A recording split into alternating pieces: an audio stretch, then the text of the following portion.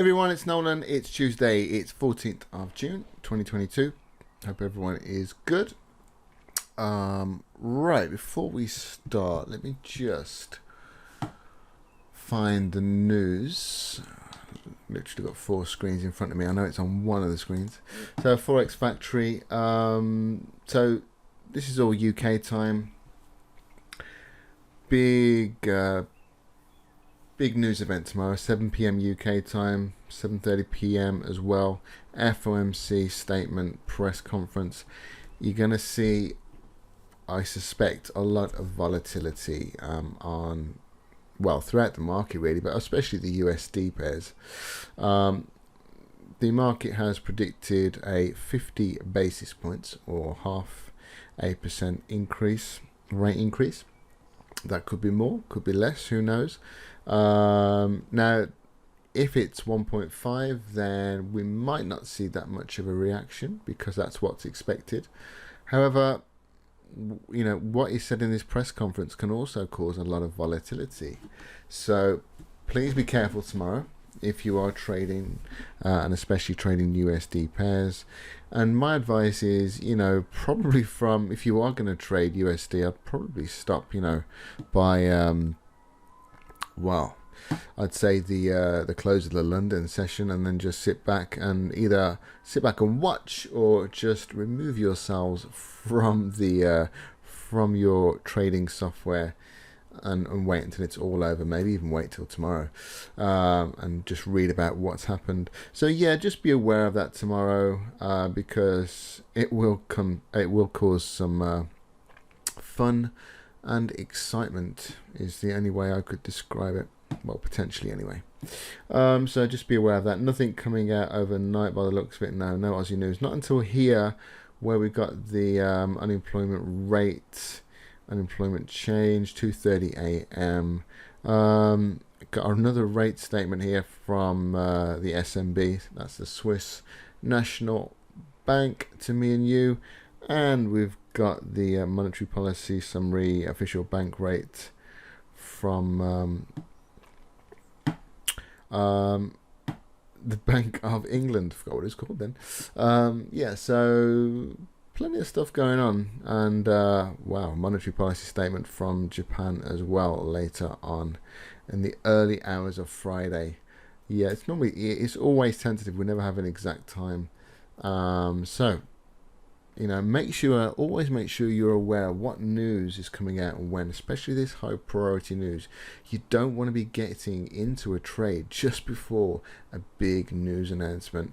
Personally, I'd like to give it at least, I would say 2 hours before I would stop trading. So if, you know, we've got this news coming out next, from the Swiss National Bank, 8:30 a.m. You know, I'd make sure at least from 6:30 a.m. 2 hours before, I wasn't taking any Swiss trades, or any trades that I am in, either take profit or move stops to break even if possible. So, you know, just be aware of that. So quite a busy week actually. Talking about the Swiss franc, this was something that you might have seen us post this before and after on social media, but yeah, this is something that we sent out on our watch list on Sunday. Yeah, this I'll show you the bigger picture actually. Let's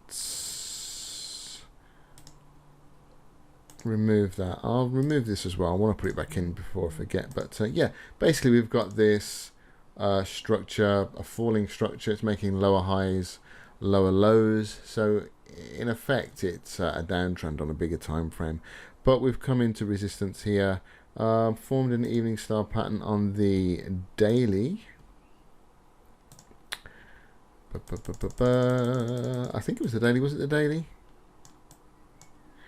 Sorry, I've pressed weekly.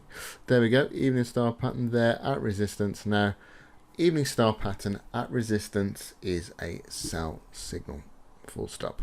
Okay, unless of course you were selling into some form of support. That's the only reason you wouldn't really take it. Now you can either place a sell stop below candle 3 here, or you can look for price to pull back intraday and then try and get in on a smaller time frame.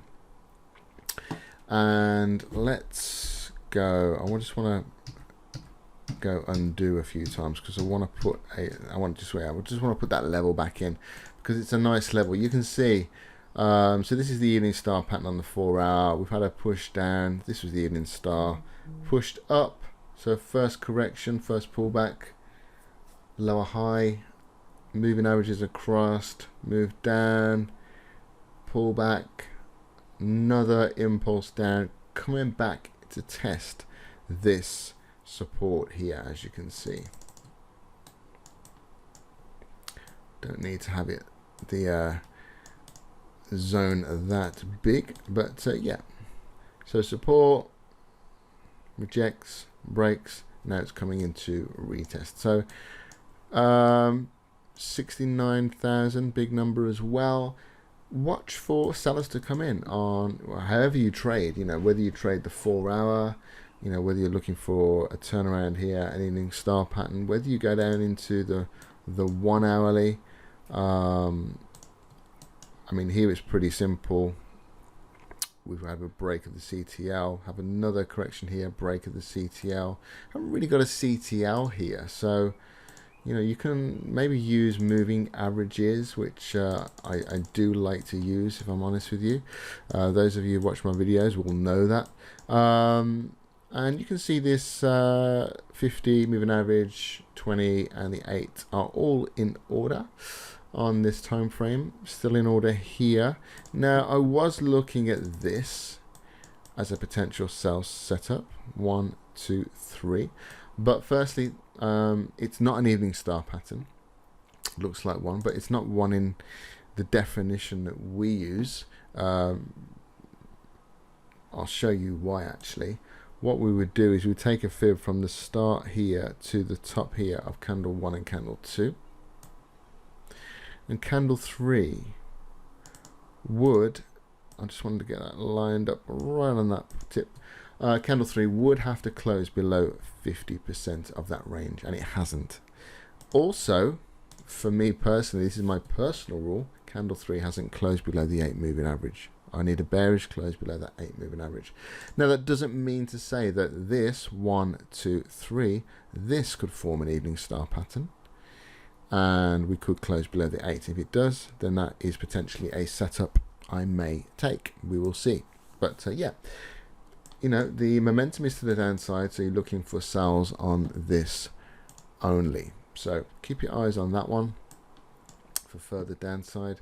What do I want to look at? Kiwi CAD. Yeah, we took a little trade on this today. We made a very nice 2 to 1. I'll show you the setup.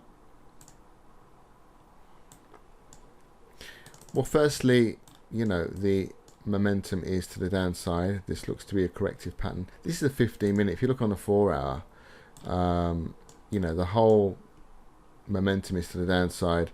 This looked like it was potentially changing cycle, you know, a push to the upside and then potentially forming a higher low, but no, it didn't. Actually, we saw this low retested, and we've actually broke lower last night. So whether this has got further downside remains to be seen.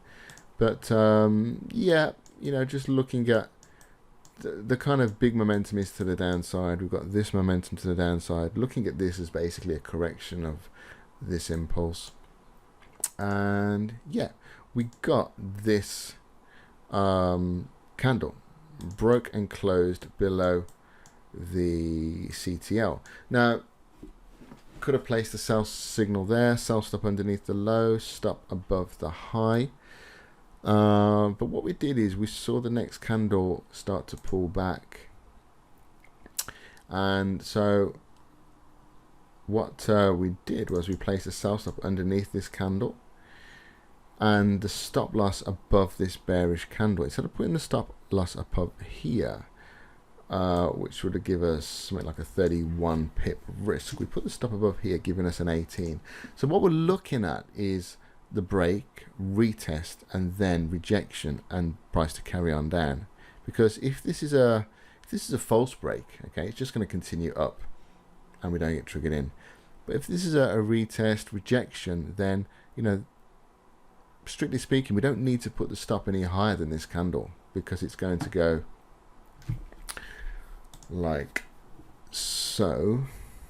If I can find what I'm looking for. Yeah, it's going to go like that, and then it shouldn't break this high.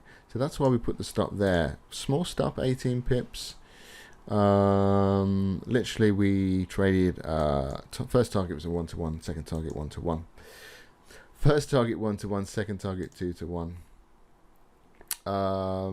It carried on up there, and then through 4 bullish candles, so it didn't look like it was going to trigger actually. Then we started to see sellers come in, and yeah, eventually we got taken into the trade, and it was going well. And then for whatever reason, I don't know whether it was news related, we pulled right back up, but we held firm, kept the stop where it was, and then boom, we hit target 1 somewhere around these lows here, and target 2.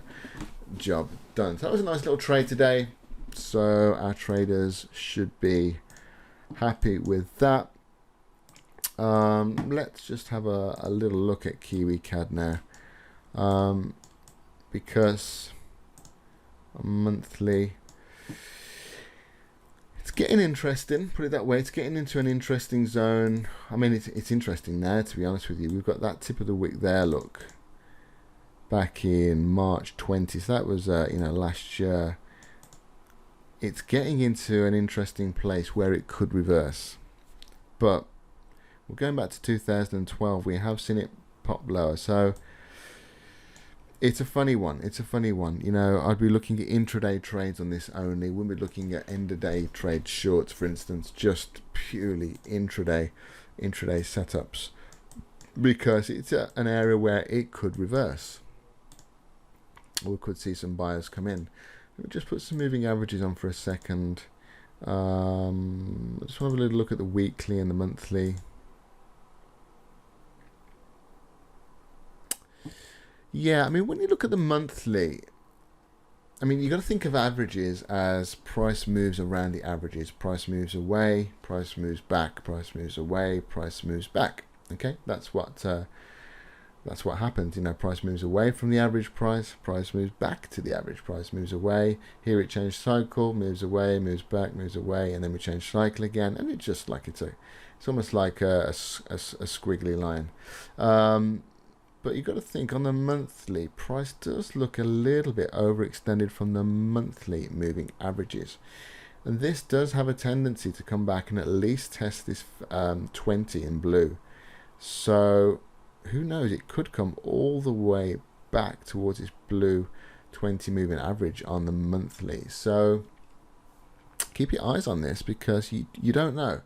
It could reverse at any time. Now, whether that is weakness in the CAD or strength in the Kiwi, who knows? But something could happen. It's an interesting area. So just keep your eyes on this one for a change of cycle. So if you're going to short it, because that momentum is short at the moment, then it's intraday only. Certainly no end of day trades on this. Certainly not short anyway. There's nothing to go long actually as well. So not yet anyway. Really, you know, to go long, if you're an end of day trader, you want to see these moving averages cross over. And I would suggest actually, I wouldn't even start buying until we broke above here. And what would be a kind of a technically perfect trade really would be the break of that resistance, the retest, and then look for a long. That would be probably the best idea, because we might still get this double bottom here. This is the neckline. Have we got any MACD divergence? Just have a little check. We do actually. Okay, so just keep your eyes on this. We have a lower low, a low, and a higher low. So this MACD is in disagreement with what price is doing, and that can often mean that this bearish momentum, there's no strength in it, there's no commitment, and that's why we've got this higher low here. So watch price, because this may start to reverse. Okay, what else should we look at?